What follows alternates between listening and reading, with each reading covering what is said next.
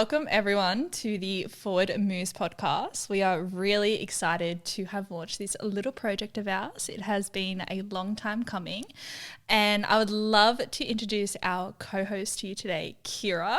Hello. Keira is the personality hire of Forward Moves, but just to say that would be an understatement. She is also one of our incredible managers, and we have decided to create a podcast to talk about all things business, branding, fitness businesses, and basically because we didn't want to make content. We wanted an easy way to film long form content and to snip it up. Yeah, just got sick of being asked to dance on camera all the time. So we figured let's just sit down and we can just record us chatting and that can be the new content. Absolutely. We have a lot to say and a lot to educate on. We do get loads of questions across the weeks with all of our clients. So we thought it would be a great way for you to know who we are as well. We come across very polished online, but we have some very big personalities behind the scenes. So we really wanted you to meet us and learn who is actually building out your fitness business. So that is why we created the podcast. And today we're going to be going through a bit of an introductory episode around how we started it, our journey with the business, and how we got to where we are today. So I'll let Keira take the lead on this one. Okay, I'll do it. Take the lead on what? I was like, okay. So this podcast has been in the works for a little while. I think it might have been back in 2021. Like late 21, early 22, when I was kind of like, oh, it'd be cool to have a podcast. Yeah. Yeah, and I think it just planted the seed from there. Yeah, you brought our attention to it. At that time, we were a different company. Yeah. And I kind of threw it under the rug because it was not in the comfort zone. Well, we already had so many other balls in the air. We had so many other things going on that adding in a whole nother thing would just be crazy to manage and look after when you were barely catching yourself, catching your Absolutely. feet. Sounds like right now. Chasing your tail. Sounds like right now. Which is slightly different. So this podcast has been a bit of a talk for a little while, and we do get quite a few comments from our clients around creating a bit of a business podcast to talk about the topics that we touch on. I feel like the topics that we really get into are a little bit different, especially when it comes to systems. We don't just talk about setting up a system, we talk about how to set up the system. So I feel like that's going to be a really big value add to this podcast, which is really awesome. But in order to start this episode, we actually wanted to go over our journey. So Keira has actually been with me since the very start of this business. So almost 3 years. Yeah, it'd be 3 at the end of this year, October 21. Yeah, October 21. Was it September? It was October, yeah. Yeah. So Keira has been with Forward Moves, previously MA Services. If you have been around, we will go into that later. Since the very started as a casual virtual assistant. Honestly, I don't think you could have met someone who's had so many different contract updates in their life working for the same business. There was a contract every 2 weeks. Every 2 weeks. Started from, actually it was contracting in. And then it was on a casual basis. That contracting in lasted about a week. A week. I was doing a course in virtual admin. Yeah. And then I was like, hey, I reached out on Instagram, slid into her DMs and reached out and was like, hey, I'm doing a course, blah, blah, blah. And then you're like, okay, when it's over, send me your resume. And then I think 2 days later, you messaged me and was like, actually, just send me your resume now. And I was like, okay, send my resume. Help. She was like, okay, we'll give you an interview at the end of your course. I was like, okay. And then 3 days later, she was like, actually, let's just have a chat. Yeah. I was like, okay. Please help me. And then she was like, okay, yep. Do you just want to contract in 3 hours a week or whatever it was? And I was like, oh, okay. I have no idea what I'm doing. And you were like, that's okay. Neither do I. And I was like, okay. Context, we were open for about 4 months at this point. Yeah. It was rapidly growing. Yeah. And Keira has been here through everything, every trial, tribulation, adventure, absolutely everything. It's been a really big growth period for you as well in the last couple of years. Crazy. Yeah. The business has grown, but I think also Keira's role has grown with her work and dedication to the business. So I kind of want to unpack the different roles that Keira has had, because Keira is actually quite a specialist when it comes to a few areas of our business. She's the tech whiz and the systems whiz. Tech queen. So I really want to unpack how this developed and how we got to where we are today, because I feel we will go into the story of starting the business, although I feel like I have spoken about it multiple times. We will talk about it again for any new listeners. So with Keira's growth in this business, it started back in October 2021. Yeah. And then it just snowballed. And just changed so many times. Like, yeah, as I said, like haven't had as many contracts. I've also never had as many job titles under the one business either. Like came on as a virtual assistant. Yeah. And then, yeah, that was casually. Then it was full time. And then that was like, and then, yeah, my books were completely full in that. And then we realized that that's probably not where my talents should be used, essentially. And then we realized that like we had a meeting with people. Yeah, we had an opportunity arise and Keira put her hand up to lead this area of the business. Yeah. And it was good because I had no idea how to run that area. So and as soon as we had that meeting, I was like, yep, this is mine. Nobody you messaged me straight away and you're like, I want this. Immediately after the meeting ended, I was like, hello, me, I want this, which was really cool. So then my role kind of, we stopped, like I started taking off my clients for virtual admin, moving them on to some of the other girls as I made my way into that role, which was we should probably give a little bit of context around this. So a little bit hard to explain. Yeah, we'll give some context before we get back into it. So we have been around for 3 years coming up in September. September 29th is actually our anniversary. And Forward Moves has actually only been established for the last 9 months. Yeah. Previous to that, we were a different business. We were under the name MA Services, and MA Services started as a bit of a side hustle for me. I didn't really have any vision. I didn't launch a business with any intent. It was more to just make a little bit of money throughout the lockdowns. And next thing you know, it spiraled out of control. We ended up launching it as a virtual administration company. And as time went on, we added in different divisions. So we had graphic design, we had products, white labeled products. As you know now, we are very well known for our products. And virtual admin was half of our business. And that's how Keira came into the business. About probably 12 months into the journey, we got an opportunity from a company to open up a different area of business, and Keira undertook this one.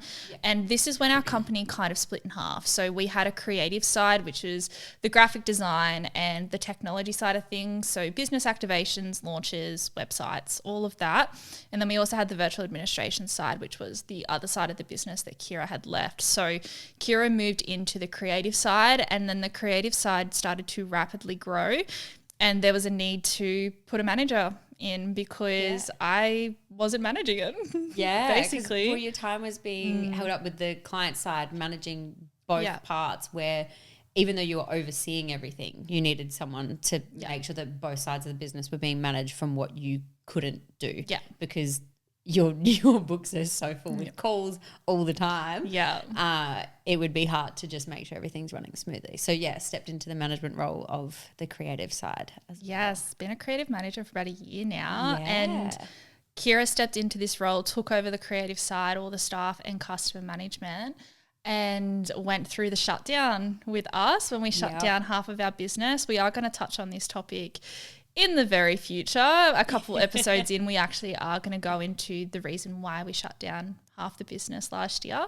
And now she is the creatives manager and has quite a larger role, actually. Yeah. More responsibilities, and now a co-host to our podcast. Yeah, how exciting. How it's all come to here is wild. It's been a journey, hey? A big journey. Like, it's crazy when you actually start talking about how much has happened in almost 3 years. But not even 3 years, 6 months. 6 months ago, literally. We were, what is going on? What is happening? Why is, it was just putting out fire after fire after fire after fire. Yeah. And I feel like now we know exactly who we are. We know exactly what we're doing. And it's just been a crazy, crazy 6 months. Yeah. It has. It's been a whirlwind. Yeah. So as Keira's role as the creatives manager, not only does she manage staff and builds and customers, she's also our systems tech. She can understand anything. Keira is one of the fastest workers I've ever met, and she knows how to do anything. Yeah, I think that's like my main skill is to be like, you just put a task at me and be like, I don't know how to do this. And then in about like 10, 15 minutes max, I'm like, oh, I got it. And you're just like, how? Just like the barcodes. I was like, Keira, we can't launch barcodes with the memberships next month. My world's falling apart. She's like, done. Yeah, you're like, we've all looked at it. No one can figure it out. And I was like, give me 10 minutes. I was like, done. Came back and I was like, all right, can you test this? And you were like, oh my God, it worked. You're like, I thought we weren't going to be doing it. Even Keira's the kind of person that I can be like, can you do this? She's like, what? And I'm like, just do it with no instruction. You're like, okay. Yeah. What do you mean? It's kind of like just being given a flat pack but with no instructions. Build it. It's a mess. Build it. And Keira is definitely the systems whiz behind the scenes. So we are pretty well known for our systems here at Forward Moves. We do build out operational procedures for customers. We do everything from the first DM, what's the process, to the exit strategy, and Keira is the whiz behind it. And I want to dive a little bit deeper into her role so people understand what you're bringing to the podcast and what kind of episodes will be in the future. So when it comes to your role, let's explain the business first. So maybe we should explain Forward Moves first. Yeah. So we, as I said, we are going to touch into the shutdown, how we shut down half the business and made it a really risky, high risk pivot, basically. So we actually shut down the virtual administration side of MA Services and we rebranded into a new company. We're called Forward News now. Forward Moves. And basically what we do is we have two areas. So we have memberships, which are white labeled assets where our customers signed up for a low ticket cost and they get provided different kind of nutrition and marketing assets every month. So whether this is email marketing template, recipe ebooks, snack guides, marketing strategies, everything's included. It gets dropped on the first of every month. And then the side that Keira manages is the build side. So we bring on either startup or scale up businesses and we take them through a process where we update their systems, we give them fresh branding, we provide them with business consultation, marketing consultation, strategies in order to launch their business and feel confident with it. It's a very niche type of service. It's only available for fitness and health coaches, nutritionists, and people that are looking to move into the hybrid online model. It's really niche because every time we bring it up with someone that's not in the industry, they're like, what? Yeah, it honestly blew my mind like a couple of times in the past 6 months that I've said like, oh, we're a creative agency for personal trainers and coaches. And they're like, what's an online coach? And it honestly blew my mind that people still don't know what an online coach is to me because we're in the world. But yeah, very niche because that's who we're designed towards. And the even more niche thing is that none of us are coaches. Yeah. Yeah, we have, I feel like that is a huge strength as well because we have a non-biased view of the coaching business. We just see the problems for what they are. Yeah. And like, we're not here to tell you how to be a coach. Yeah. We're here to help you run your business as a coach. Yeah. And to make it a lot more simple. This brings me to the thought, remember when you were explaining our business to your mum? Oh my God. She called it a bakery? Yeah, she does. So she even retold me this because she explained it again to someone just recently. Yeah. So my mum thinks that our business is, she explains it as, you know when you're a baker and all you want to do is bake, but you don't want to do anything else of the business and you just want to focus on baking. They look after everything else and they're like, for a baker? And they're like, no, but for coaches. And I'm like, that is not our business. So when you're a coach and you just want to coach. And you just want to coach, but you don't want to look after any of the other things behind the business, we do that. Which it kind of makes sense how she's gotten to that. But as soon as she started explaining it, I was like, this is not at all similar. We are not a baker. We love a good analogy, though. You're going to hear a lot in these episodes. We like to make things as simple as we can because what we do is quite technical in a way. What we do can be learned by anyone, as you can see with the growth of the business, but we do work with quite a few technical areas. So I really want to give Keira the floor to explain her role in the activation of businesses within the fitness space. Yeah, so other than like the general overview of the builds, I make sure that the customer throughout the entire build is comfortable and confident in knowing everything that we've created for them, where it's all located, how to use it all of that sort of stuff. But primarily the main thing that I build out in the builds is the systems, softwares, their training app, all of that sort of stuff. So making sure it's all streamlined, building out everything that they need to in the app for their client processes, making sure that they're going to have the best customer experience coming on with them as a coach, because your customer experience is everything within your builds. If it's clunky, if it's got friction towards somebody signing up, even just inquiring with you, then you'll heighten the chance of losing them as a client, or them coming on board, or they'll have a bad taste in their mouth and be like, it was so hard to come on board. Like, I don't even want to get started. Like, it can put them off getting started because they're like, no, I've had to send 12 emails back and forth and blah, blah, blah. Like, so my primarily role is to make that as smooth as possible. Yeah. And making sure that you also do as less work as possible so that you have more time to bring on more clients, to work for your clients, to contact and message and all of that sort of stuff.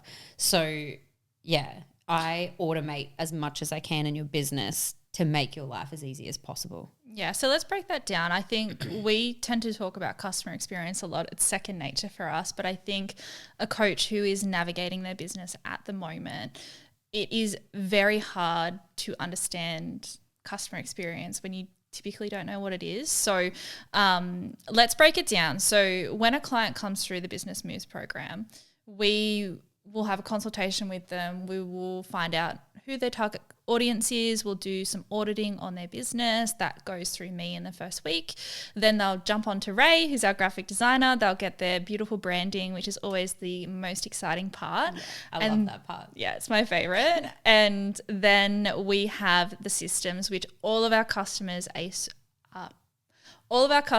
are super excited for. The systems and software call is probably the one that they're jumping at the most, because your systems are the make and break of your business. It really comes back down to, you are not able to scale a business that does not function properly. 100%. And there's been so many instances where we've brought on coaches who are at full capacity, and by the end of the build they can take on 5 to 10 more clients with ease, and they're not feeling overwhelmed. So let's really break that down and the process that we go through. So when a customer comes to you on the systems and softwares call, what is the first item that you bring up?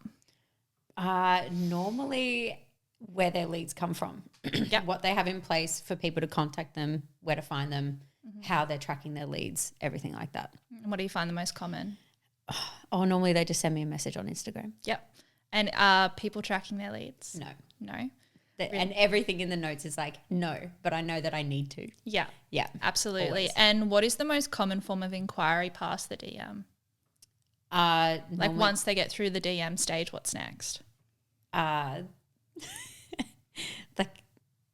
getting on a call. Yeah. Yeah. I went blank for a second. Yeah. I was like, oh, some of them don't even offer calls. But normally offering a call. Yeah. Yeah. So we really do break down that inquiry process. And what is the number one problem that you find with the inquiry process? Normally that they just don't have a process in place at all. Like they're like, oh, it just depends on how the messages go, or how the chat goes, or if the client wants to get on a call, or that they don't even have anything in place for the client to do the next step. I definitely think the inquiry process is a really grey area, because it's not a black and white process. Onboarding is black and white. You can onboard this way and that's it. But inquiries, you're always going to be dealing with different personalities. You're always going to have individuals that are like, I'm ready, let's go, let me pay right now. And then you're going to have people that say, hey, I want to inquire. I don't want to jump on a call. I just want to inquire and message you. And then you're going to have customers that are like, can we please jump on a call? Can you send me a follow-up email? So it's quite a grey area. Yeah. And I feel like it's the most time consuming, because you need to nurture leads. Yeah, definitely. And you need to have like different options for people available. Like it's never going to be the same thing for every single person, and you are going to have people that do not want to get on a call. Of course, this is our like main suggestion of what to do with a lead is to get them on a call, because it's most of the time, 8 to 9 times out of 10, that's how you convert them is on the call. But some people will really, really push back. So you've got to be prepared to know what to put in like an email or a message or whatever it is, to make sure that they also feel confident like they've met you, but through messaging. Absolutely. What's the number one quickest solution you can give for an inquiry process? Having your Calendly set up with a booking link, having a predetermined message that you can send them that says, hey, here's my link, let's jump on a call. Having a form so that you can get basic contact information from them so you can track them as a lead. Yeah. And this is a really big thing, because I feel like there needs to be flexibility with inquiries as well. Something that we come across a lot is there's times to book in a call with a coach from 11 till 3 daily, and people work 9 to 5. Yeah. I think we always have conversations with our customers around, why don't we open up a Thursday night and a Saturday morning? And you'll find that more calls will start to come through because people are available in these times. You don't want to have that vulnerable call whilst you're at work. Yeah. So we think about the little things like this. These are the things that our team will pick up. So especially for example, taking a call on a Saturday morning, this outcome has come from the audit process that we do, who your customer is, what they do for a job.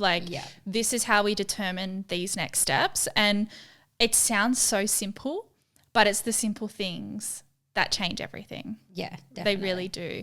So the inquiry process is the first part. And then the next process, I can already see your face. The onboarding process is possibly the hardest process. Definitely. And the one that we see most problems with. Yeah. Honestly, most of the time in the form that we get our clients to fill out, and it's like, what do you spend the most time doing, and what are your pain points? And they're like, just getting the client on board. Like they don't have a process at all, and it's different for every client. So it always takes them a long time. Yeah. Where all we need to do is strip it right back and make it so, so simple. Like, you're overcomplicating it, I'm telling you now. Yeah, and honestly, it's not your fault if you're overcomplicating it either, because there has been so much innovation in this industry in the last 2 years. 2 years ago, it was manual emails. Yeah. And now it's automated messages, and it's also having that delicate balance of you versus automation. Yeah. And that's something that we are really big on. We will never do an automated onboarding process because we believe that following the call, it needs to be a manual email, because you're a human and they want your service. Yeah, for sure. And I think onboarding process, like when you're doing your course and your cert and you're talking to other people, they'll talk to you about how to set up your business and everything, but they don't actually teach you how to run it or how to do anything. So, and if you're not very tech savvy, it's really hard. It is. A lot of the time, I think coaches just don't understand how to use the technology. Yeah. Like they've got the basics there and they've got it all separated because they know emails send emails. This one sends a call link. This one is what I have my training, what I have my clients on for their training programs. But it's just combining all of them so that they actually work together and not having that all so separated. Yeah, it's simple things, but it's difficult. Even like with me with the barcodes, I was like, nah, because I'm not tech savvy like that. So the onboarding process is definitely a process we get a lot of issues with. And one of the biggest things when it comes to onboarding is the fact of what training app are you using? What training app are you opting for? Yeah. We're not going to go down the rabbit hole of training apps today. This is going to be a full episode.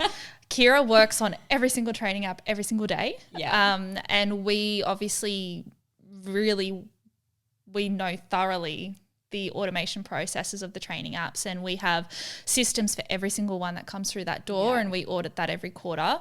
But your onboarding really is determined by your training app choice. Yeah. And some apps are better than others. And there's limitations for all apps as well. Yeah, there's pros and cons to every app. It's kind of just figuring out which one has the most pros versus the cons to what you want your training app to do for you and what you want it to do for your clients. And that's primarily, that ends up being almost the whole call of the systems call with some coaches, is they're like, oh, I didn't know it did that. I didn't know it did that. Can you show me? Can you show me what this one does? And it ends up being like 40 minutes into the call, and I'm like, we've only spoken about your app. Like, and maybe we need to just make a training app call. We might. I might need to separate it. There's so many new ones coming this year.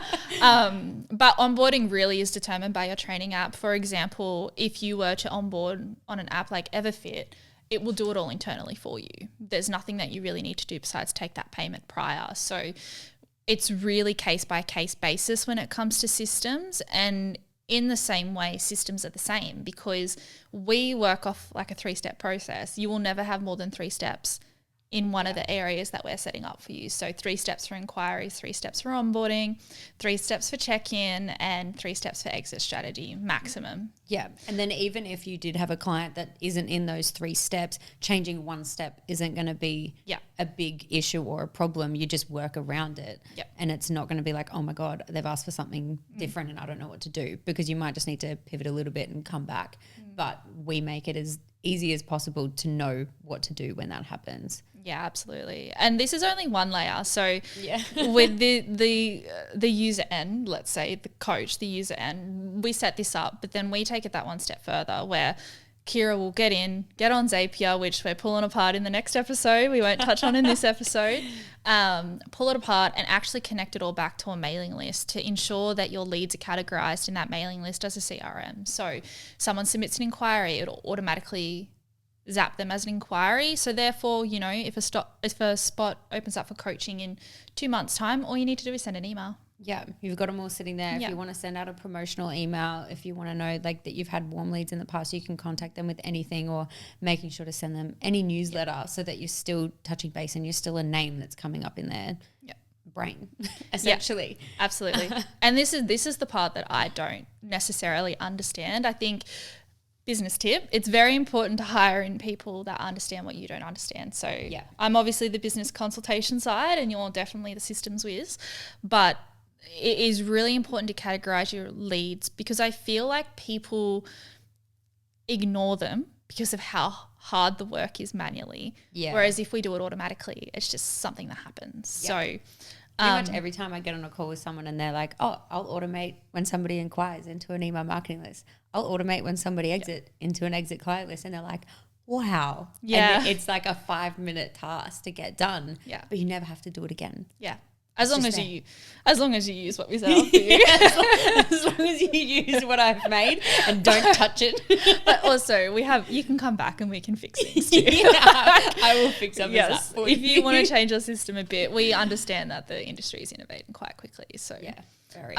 So that's the first 2 processes, and that does take a lot of time. I have a client in mind who had so much set up for onboarding and inquiries, and that call went for about 90 minutes. That was a big one. But following that, what's the next step?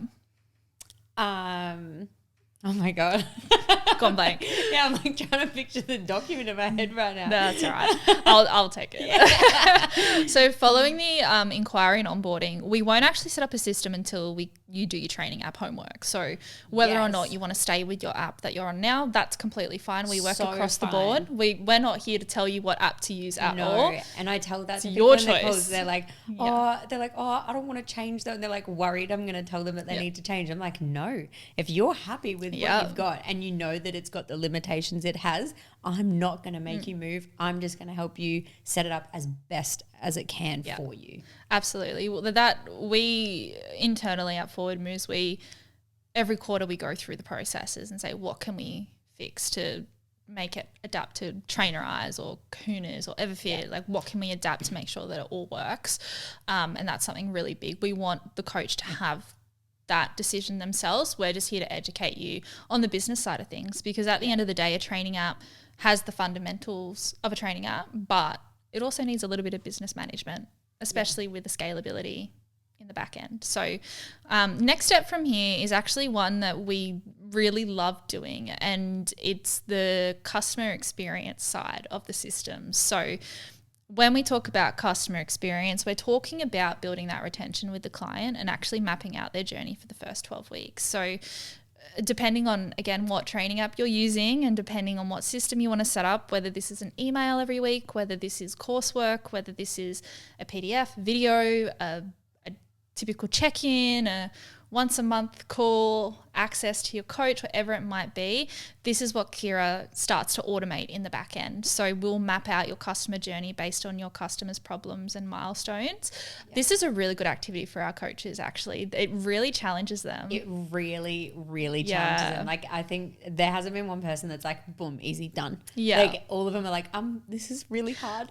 I think it's because you actually have to go back and reflect on, okay, what did Keira ask me in week 1? Yeah. What were the problems that came up in week 1? Yeah. Because we're looking at consumer behavior here as well, which is a big part of your marketing. And okay, Keira had this problem in week 1. So did Ash, Ray, Kelsey, James. Everyone had this problem in week 1, right? So it's like, how can I solve that problem without them needing to come to me and ask the question? Yeah. Like, already providing them with the extra information so that they feel confident and that they don't need to reach out and ask questions. Yeah. And it's just finding that. You're becoming a mind reader, basically. Yeah. You're telling them, hey, this problem might pop up. Here's the solution for this problem this week. And in turn, your customer's going to be like, oh my God, this is amazing. They know my problem. She knows me so well. He knows me so well. This coaching business is made for me. And that's what you want. You want that customer centric. Yeah. And also them just feeling like they're getting the most out of the coaching service, like that they possibly can, and that you're providing more to them as a coach, potentially compared to somebody else that they've had before. Yeah. And it's just making that customer experience that next level up. Yeah. Want to be the talk of the town. Yeah. And again, this varies from coach to coach. Some coaches we have come through who take on competitors, and we won't do much of a customer journey. We will do more so, let's look at different areas of the business instead, because competitors don't want the flexible eating guide in week 1. They don't want seasoned athletes. Seasoned athletes. They don't want a MyFitnessPal how-to guide. Exactly. It really does change from coach to coach. And then the last part of our systems is the exit strategy. The exit strategy, which is also I do not have anything in place for my exit strategy. To be fair, we didn't for the first 2 years too. No, we didn't. No. So we formalize an exit strategy. Yeah, we do. And most of the time, coaches, I'll be like, what's your exit strategy? And they're like, they message me and then I cancel them off the app. And I'm like, okay, let's formalize this. Let's put in a process in line with your terms and conditions, what your process actually is, and then get them to formalize it and then put them into a list. And also at the same time, asking them for a testimonial and feedback. Yep. Which you can do in one form. It's in the one form. And it's all automated. This is the thing. Nothing else you have to do. Because when you're exiting a business, I feel like I can't ask them for feedback because they're exiting, whether or not it's positive or negative. Make them fill in a feedback form in order for that exit to be qualified. Yeah. Then they'll do it. That's what we do. You need to fill in this form in order to exit the business. Yeah, because pretty much every coach that I've said, we integrate the feedback and the reason for cancelling all in the one form. Even though they might not give you much, it still makes them feel like they have to give something to process their exit, and then they don't cancel, and then after you have to be like, oh, can I have a testimonial, like awkwardly after, because once you've finished, you're like, I'm not going to do that, like I'm out of here. So and every coach I said to, they're like, genius. Like, so simple. That's all it is. And then we automate that to go into your ex-client list on your email marketing. And that's it. That's it. Now, this is the general breakdown of what we do, but we do have some coaches that come through the door with higher level businesses. And when I say higher level, I'm just saying more established, been around for longer, need more automations, have more low ticket clients. And that is where Keira really shines because it's a lot of codes and zaps and different kinds of automations and setting up future automations for future packages that may be created that you can't actually do now, and really taking that next step of automating that business. Essentially. But you do it really well, and we really want to make it simple. At the end of the day, you don't need a complex business. The more simple, the better. So what would be one of the common mistakes that you see made when it comes to systems? Oh, having too many platforms. Yes. strip back Yes. how many logins you have. Like, stop splitting up everything on different places. See what cross integrations your apps can do with each other. Like, don't use a different platform for everything if an app can do multiple things. Is there a specific app in mind that can do multiple functions that people might not know about? To be fair, utilizing Zapier in the first place, but Jotform. Yeah. Jotform is a great one. You can integrate so many things with your Jotform. Like Calendly, your terms and conditions, MailerLite. You can do any email marketing platform. A lot of them are on there.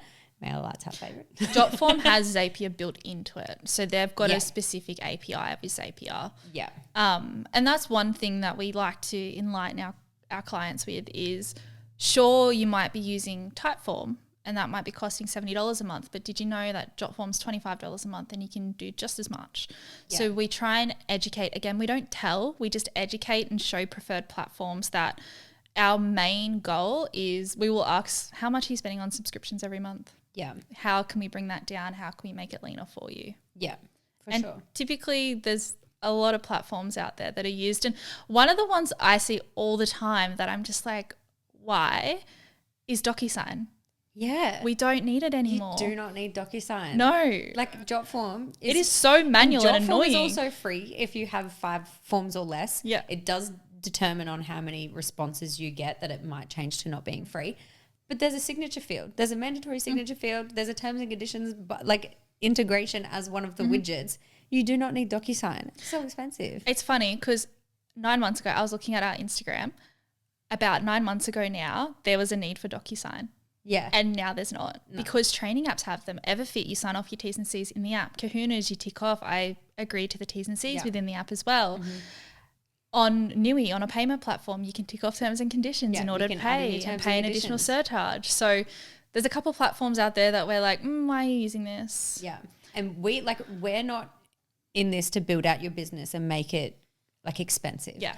We're there to be like, to strip your systems back and be like, how can we make your business as profitable for you as possible with as least outgoings? Absolutely. Because that's one thing that I feel like consumers aren't meant to know this, but what makes a software successful is the amount of time someone spends on that software. So, for example, DocuSign has been made up as a manual process, whereas Jotform, you quickly do it and it's done. So that takes the purchase away from DocuSign. So softwares are really based on the time that you spent on the app, and that's how a lot of them get their value. So it's really stripping that back. And even we've done this ourselves internally. We had heaps of platforms. We had ClickUp, we had so many platforms, and now we use spreadsheets again. Yeah. We have one fantastic software, Moxo, that we use, which we will talk about our rebrand and what we did in order to grow the business. But we have gone back to spreadsheets and we love it. It's so easy. And we have an amazing contractor that we supply to our customers if they want. For example, Keira will zap your leads into a spreadsheet so you can track them really easily. And then we have a contractor who can edit the spreadsheet. But it's so easy to have that what was shiny object syndrome? Like, that app does what I need it to do, or that software does what I need it to do. Spreadsheets work so well, especially if you have 50 clients. Like, don't pay $50 a month for a software you don't need. Yeah, exactly. Like, just to track your clients. Like, no. Yeah, you can make a bomb spreadsheet. Our spreadsheet, I'm like so proud of our spreadsheet. I'm like, it is the best thing ever. It's pretty good. Sometimes I get scared to touch it. I put that every week. I'm like, there's a new formula in there. So basically that's what Keira does. In a nutshell. That's a tip of the iceberg of what we do, though. There's a lot more to it. Especially when it comes to website testing, development, API. Again, we're going to jump into this in the next episode. But that is basically Keira's role within the business, and systems is something that we're pretty well known for. And it's because they work. Yeah. As long as, we write the process out, as long as you're across them. And that's also something that we do. We make sure that you're trained in your systems. We have a training call with you. Yeah. We have a training call. We have a full, I write out a full systems document from step 1 all the way through to the end. I record and attach a loom for every single step of your build so that you can go back and watch it at any time. And we make sure that you know how to use what you've set up. I'm not going to go in and set up a whole heap of things and be like, bye, good luck. Good luck with all of your things. Have fun. Get out of here. I'll make sure that you actually know how to use everything that we've done for you. Yeah, it's good. And our customers love it. I think systems branding is obviously a big part. They're like, oh my God, this is amazing. But the systems are kind of like, oh my God, I feel so confident. Yeah, this it's like the spinal cord. So easy. Yeah, it's like we're actually building out. So Keira is definitely going to be deep diving into systems within this podcast, and we are going to break down the details. We're not just going to tell you to use APR. We're going to explain the reason why you need to use APR. Yeah. So that is definitely what you can expect from the next couple of episodes. And now we're at that point of the podcast where we should explain what is coming. Yeah, I think, which is very exciting. It's just exciting to be here, but it's exciting that we even have future episodes to talk about. We are getting paid to yap. It's our favorite thing to do. So what is going to come from this? Oh my goodness. What you can expect from this podcast is you'll be expecting an episode from us weekly. We haven't decided on the day just yet, but we will. And basically, we're going to drop in a podcast episode every week. So there will be an episode with Keira and I where we pull apart different systems, different kinds of questions, do Q&As, different bits and pieces that we collect from our customers. There will be some singular episodes with me, such as a founder diaries, where we go through all the really hard times and the lessons that I've learned as a founder. We've got some guest episodes lined up, so you can expect at least one guest episode a month. Some really cool ones coming in and already organised. Yep. And then jumping back into just normal episodes. So there'll be 4 episodes a month, everything business and branding, and a couple of rogue chats here and there. Yeah, for sure. Just sprinkled in. We're funny. You might as well listen to us. We created this podcast just so we could show people that we're funny. Yeah. So you like us. I'm going to come pre-planned. Maybe I should start each episode with like a joke. What? I should start each episode with a joke. I'm not funny, you are.